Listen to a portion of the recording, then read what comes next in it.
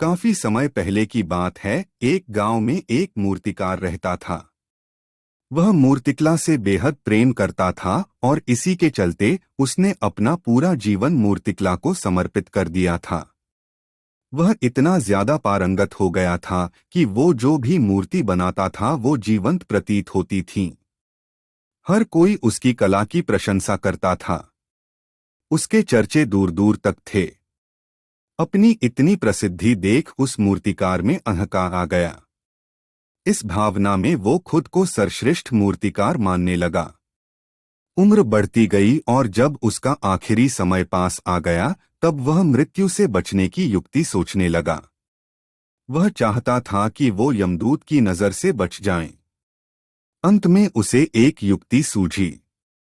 उसने अपनी बेमिसाल मूर्तिकला का प्रदर्शन करते हुए 10 ऐसी मूर्तियों का निर्माण किया जो दिखने में एकदम उसके जैसी थीं।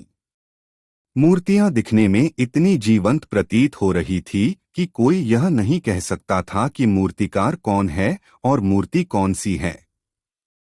मूर्तिकार उन मूर्तियों के बीच जाकर बैठ गया।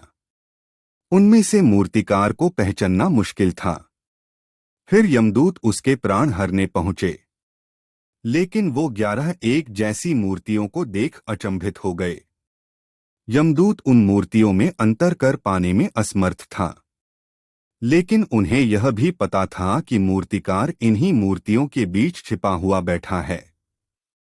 लेकिन उसके प्राण हरने के लिए मूर्तिकार की पहचान करनी आवश्यक थी। नियमों के अनुसार मूर्तिकार का अंत समय आ चुका था और यमदूत उसके प्राण छोड़कर नियमों के विरुद्ध नहीं जाना चाहते थे। यमदूत चाहता तो वो हर मूर्ति को तोड़कर देख सकता था, लेकिन यह मूर्तिकार की कला का अपमान होता। ऐसे में यमदूत ने एक तोड़ निकाला। यमदूत को यह पता था कि मूर्तिकार बहुत अहंकारी है।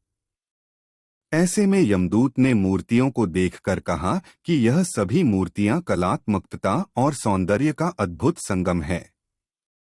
लेकिन मूर्तिकार ने एक त्रुटि कर दी। अगर वो यहाँ होता तो मैं उसे बता देता कि क्या त्रुटि हुई है।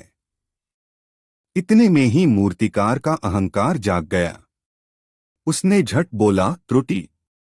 असंभव। मेरी बनाई मूर्तियां सर्वदा त्रुटिहीन होती हैं। यमदूत की चाल कामयाब हुई और उसने मूर्तिकार को पकड़ लिया। उसने कहा कि मूर्तियां बोला नहीं करती। यही तुम्हारी त्रुटि है कि तुम अपने अहंकार पर काबू नहीं पा सकते हैं। यमदूत मूर्तिकार के प्राण हरकर यमलोक वापस चला गया। सीख, किसी भी व्यक्ति के लिए अहंकार विनाश का कारण है। ऐसे में व्यक्ति को अपने अहंकार पर काबू पानी चाहिए।